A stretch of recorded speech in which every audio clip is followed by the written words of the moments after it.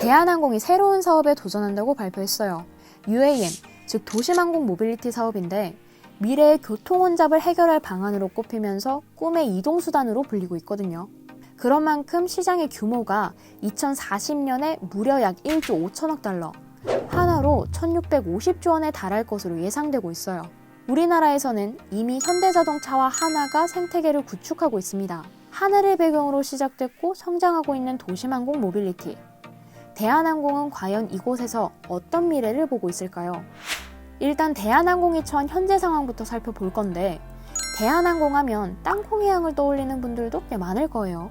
하지만 정석으로 설명하자면 대한항공은 진에어와 함께 글로벌 종합물류그룹 한진에서 항공사업을 진행하고 있는 계열사 중 한 곳입니다. 대한항공은 FSC, 진에어는 LCC 시장을 맡고 있어요.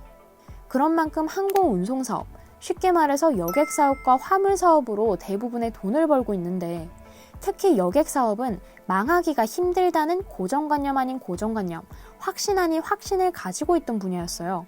그도 그럴 게 시대가 바뀌고 생활에 여유가 생기면서 사람들이 삶의 질에 대한 고민을 하게 됐거든요.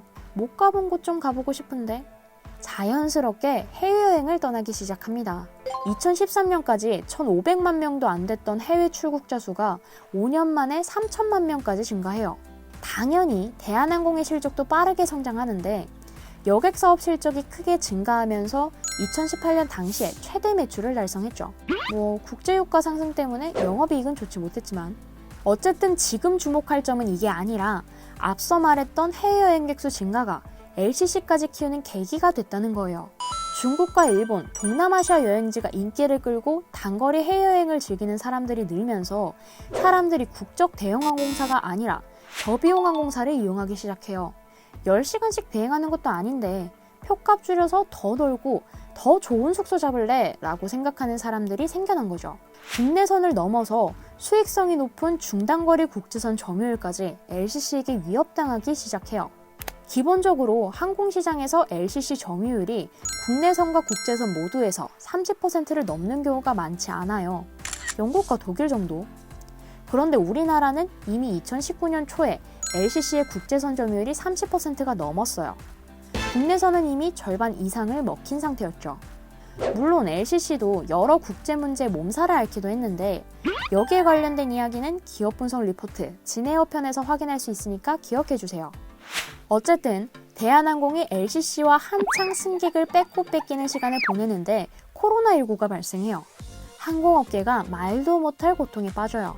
어느 정도였냐 하면 코로나에 전 세계가 국경을 걸어 잠그는데 여행을 하고 싶어도 할 수 없는 상황이 되면서 국제 관광객 규모가 코로나 발생 전보다 74%나 감소해요. 2012년 이후 처음으로 국제 관광객이 10억 명 아래로 떨어집니다.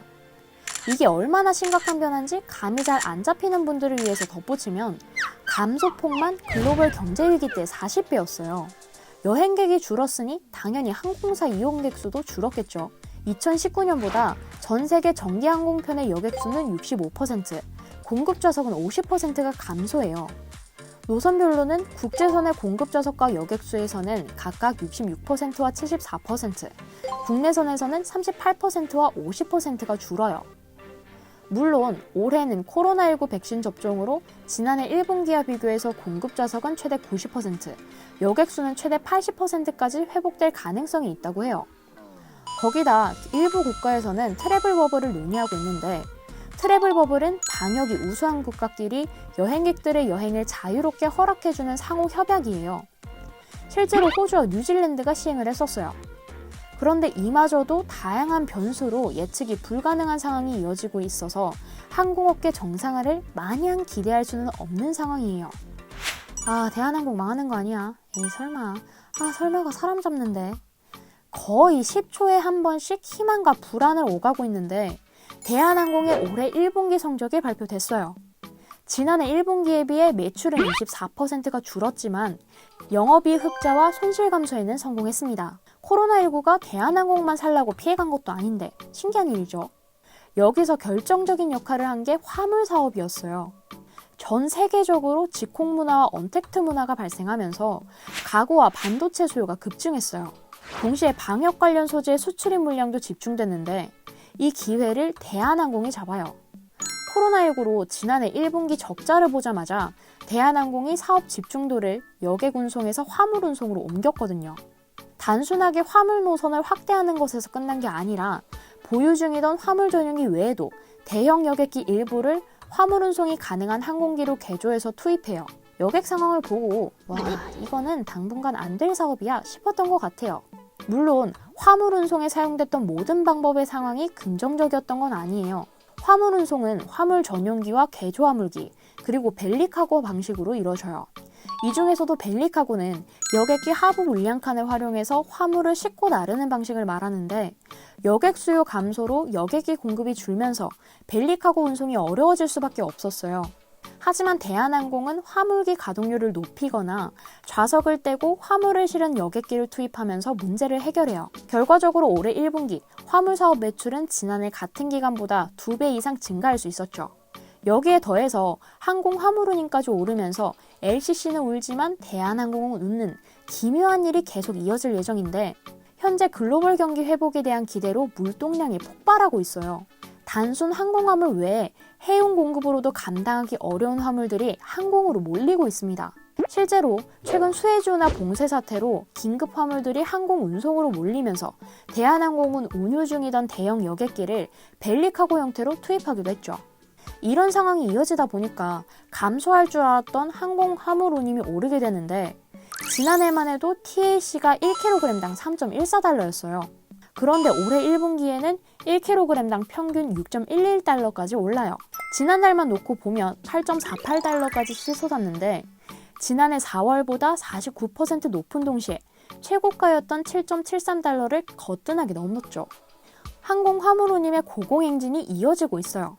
자, 그런데 이런 상황을 보면서 한편으로는 머리 위로 물음표가 뜬 분들이 있을 거예요. 대한항공도 LCC도 전부 항공사인데 왜 누구는 웃고 누구는 울지? 간단하게 설명하면 화물 운송 사업의 한계 때문이에요. LCC는 대한항공처럼 중대형 화물기를 포함해서 별도의 화물기가 없어요. 벨리카고를 이용할 수밖에 없어서 운송 능력이 크지 않아요.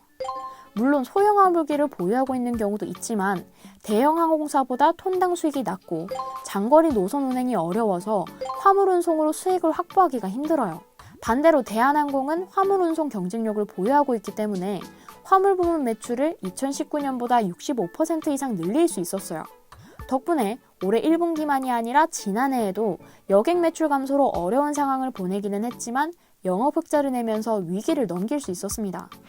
그래도 여전히 대한항공에게 돈이 되고 성장을 만들 수 있는 새로운 해결책이 필요하다는 건 부정할 수 없는 사실이에요. 상황이 너무 안 좋으니까. 그래서 UAM, 도심항공 모빌리티 시장에 진출합니다. UAM은 플라잉카나 에어택시처럼 활주로 없이 수직 이착륙이 가능한 소형 항공기로 근거리 이동을 가능하게 하는 모빌리티 솔루션이에요. 시장의 연평균 성장률만 30%, 2030년에 UAM 이용자 수만 1200만 명에 이를 것으로 예측되고 있죠. 성장성이 어마어마한 만큼 현재 UAM 시장에 몸담은 기업만 전 세계에서 200곳이 넘어요. 보잉사와 에어버스사 같은 항공기업은 물론이고 도요타, 폭스바겐, GM처럼 대량 생산 기술을 보유한 완성차 업체들도 진출해 있어요. 우리나라에서는 한화시스템이 2025년부터 시범 운행을, 현대차가 시제품 생산을 계획하면서 준비 중이에요. 그리고 이제는 대한항공까지 경쟁에 몸을 던질 예정인데, 항공 운송 사업을 해오던 대한항공이 의외의 결정을 내렸다고 생각할 수도 있어요. 하지만 대한항공은 오래전부터 항공 우주 산업에 많은 관심을 가지고 있었어요. 이미 매출의 일부가 항공 우주 사업에서 나오고 있고, 한국 항공 우주 산업 KAI에 대한 매각 논의가 이루어질 때마다 도전장을 내밀기도 했어요. 그만큼 항공 우주 산업의 최고 자리에 오르고 말겠다는 의지가 강했습니다. 어쩌면 대한항공의 UAM 시장 진출은 가장 당연하고 자연스러운 일이었을지도 몰라요. 어쨌든 대한항공은 이미 확보하고 있는 하늘길에서 미래 성장 동력을 확실하게 다지기 위해서 항공 운송 사업과 항공기 제조, 개발 노하우를 모두 활용할 계획이에요. 특히 UAM 사업의 중심에 있는 항공우주사업본부에서는 무인기와 드론을 제작해서 육군에 공급하고 있어요. 기체 제작 기술과 항공 관제 시스템 분야에서 독보적인 실력을 가지고 있습니다. 그런 만큼 항공교통관리 시스템을 개발한 후에 자체 UAM 개발까지 추진할 계획이에요. 동시에 보유하고 있는 정비사업 부문을 통해서 최적화된 정비 솔루션도 제공할 예정이죠. 자, 아시아나항공과의 통합으로 국내 유일의 FSC 기업이 될 대한항공. 지금까지 쌓아온 항공 인프라에 대한 지식과 기술력을 바탕으로 UAM 시장에서도 우위를 차지할 수 있을까요? 취준생을 위해 짧고 쉽게 보는 기업 분석 리포트. 이번 영상은 여기까지입니다. 캐치TV 채널 구독과 함께 더 많은 기업 이야기를 확인해보세요.